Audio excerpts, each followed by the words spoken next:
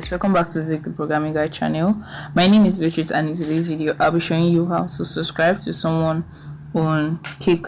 So the first thing you have to do, if you are not logged in to your profile, you need to sign up or log in for you to be able to subscribe to anybody on Kick. So what you need to do first is you just click on the person you want to actually subscribe to.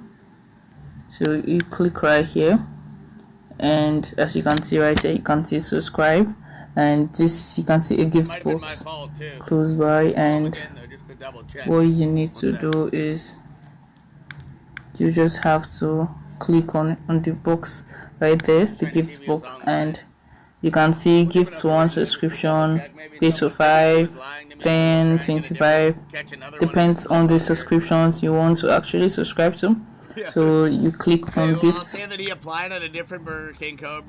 it's going to load up. So here you can actually add up your card for you to be able to subscribe. So you click on it and you go through the process of adding it.